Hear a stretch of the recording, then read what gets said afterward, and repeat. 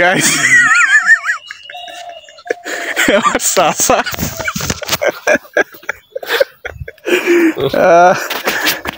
এখন কি লাইছে কেমন একটু দেখেন আমার আয় আয়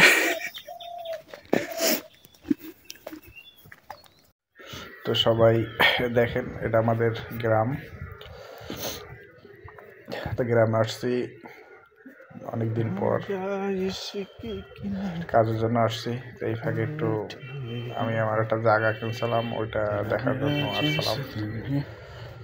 গ্রামের প্রাকৃতিক সৌন্দর্য আসলে মানুষের মনে অনেক মুগ্ধ করে।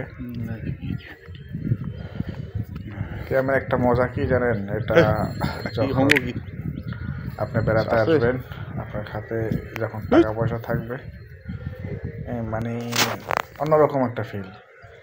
খরচ করো, ঘোরো, এইটাই মানে একটা আনন্দ। টাকা না থাকলে কিচ্ছু ভালো লাগবে না, সব কিছুই বৃথা, টাকাই সব কিছু। তো কোলার ধান সব কাটা হয়ে গেছে, নাড়া কাটা হয়ে গেছে, এখন পুরো খালি। অনেক জায়গা ক্রিকেট খেলে মাঠ বানাইছে, পোলা হয় নাই। তো সবাই দেখতেছেন আমাদের গ্রামের প্রাকৃতিক সৌন্দর্যটা কীরকমের। ধান না থাকলে এটা আপনাদেরকে দেখাচ্ছি আমি। এটা গ্রামের একটা দৃশ্য।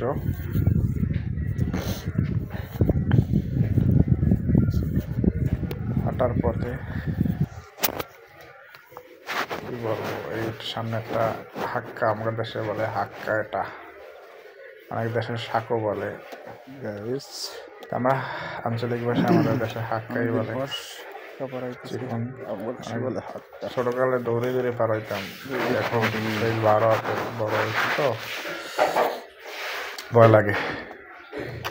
ছোট একটা খাল, এইটার অপোজিট সাইডে আমার জায়গাটা।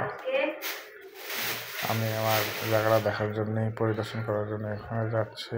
আমি আমার জায়গায় যাইতেছি। হাক্কাটা অনেক চিকন, অবশ্য ভয় লাগতেছে, তারপরও পার হতে হবে।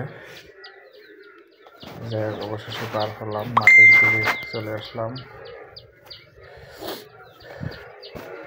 জঙ্গল সাফ টাপ করতে হবে যখন যদি বাড়ি করার ইচ্ছা হয়। বাড়ি করার জন্য জায়গাটা আমি নিয়েছিলাম, কিন্তু এখন মন চেঞ্জ হয়ে গেছে। এখন ভাবতেছি আরো সামনের দিকে উঠবো। রাস্তা, এই জায়গাটা অনেক সুন্দর। অবশ্য মেন রাস্তা আস্তে আস্তে পিচ ঢালাই হবে, কাজ চলতেছে। তবুও একটু ভিতরের দিকে তো, তাই কেমন লাগতেছে। কিন্তু এই জায়গাটা আবার ভালো ধান হয় ইনশাল্লাহ।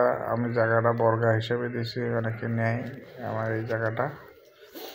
তো ওরা চাষ করে আমাকে যা দেওয়ার দেয়,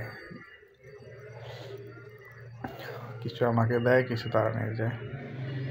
এই যেমন জমির এরিয়াটা, ওই কোণা থেকে শুরু করে এই কোণা বাড়ির জায়গাটা, কি বলবো আর।